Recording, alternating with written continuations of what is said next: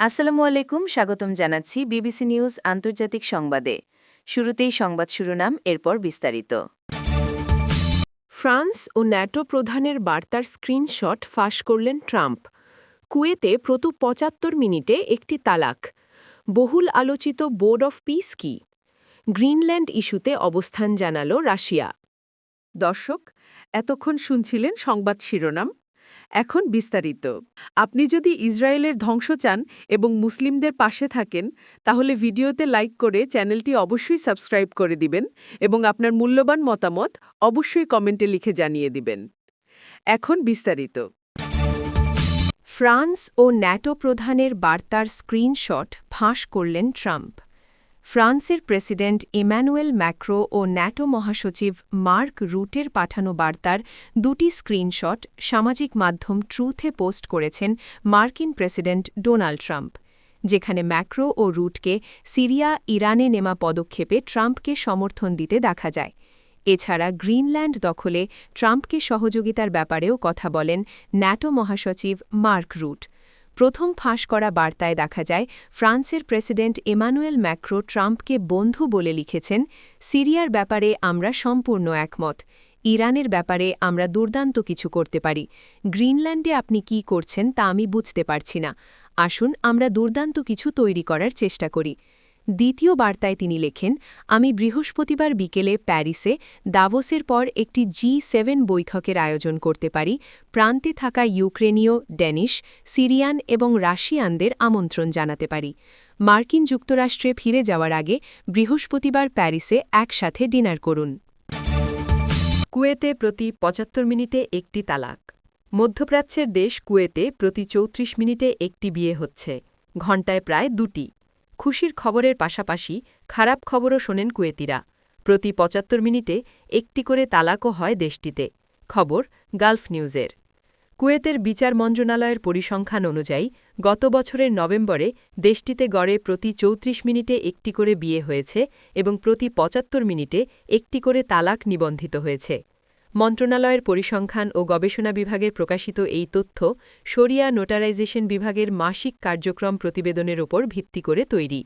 প্রতিবেদন অনুযায়ী ওই মাসে মোট ১,২৫২টি বিয়ে ও পুনর্মিলন সংক্রান্ত লেনদেন নথিভুক্ত হয়, দৈনিক গড়ে ৪২টি।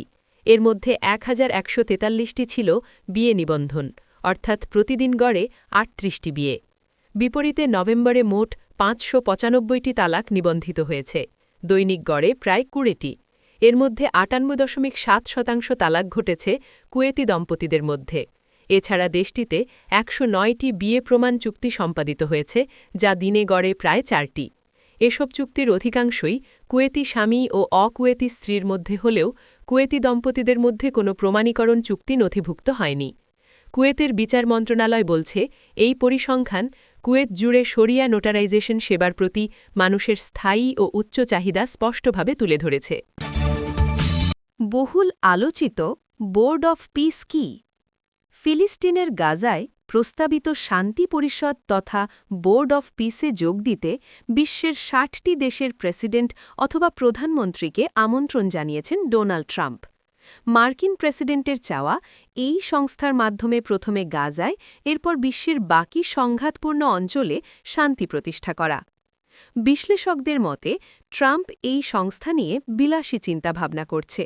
অনেকের মতে এটি হতে যাচ্ছে জাতিসংঘকে অকেজো করে দেওয়ার একটি সংগঠন। বিশ্বের অনেক নেতাই এর সমালোচনা করেছেন। ইসরায়েল সরাসরি এই প্রস্তাবের বিরোধিতা করছে। ফ্রান্সের প্রেসিডেন্ট ইম্যানুয়েল ম্যাক্রো এই বোর্ডে আসতে না চাওয়ায় তার ওপর ক্ষেপেছেন ডোনাল্ড ট্রাম্প। কিন্তু এই আলোচিত ও সমালোচিত বোর্ড অফ পিস কি? দখলদার ইসরায়েলের চালানো গণহত্যার প্রেক্ষিতে এই সিদ্ধান্ত নেন ট্রাম্প। তিনি চান জাতিসংঘের বাইরেও এমন একটি সংগঠন থাকুক যার মাধ্যমে তিনি বিশ্বে শান্তি ফেরাতে পারবেন।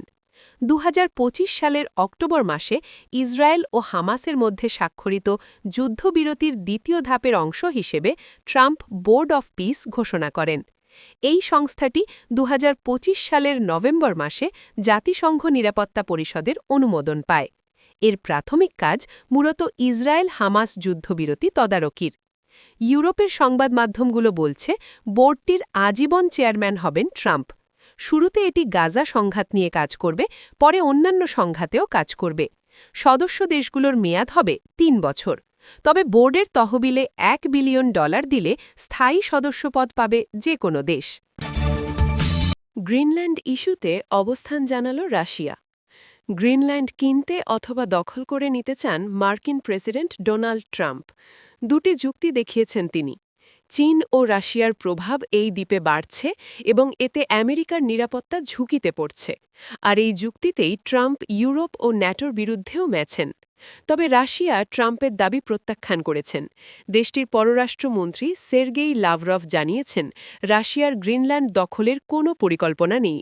মঙ্গলবার ২০ জানুয়ারি তিনি বলেছেন, ওয়াশিংটনও ভালোভাবে জানে যে মস্কো বা বেইজিংয়ের এমন ইচ্ছা নেই।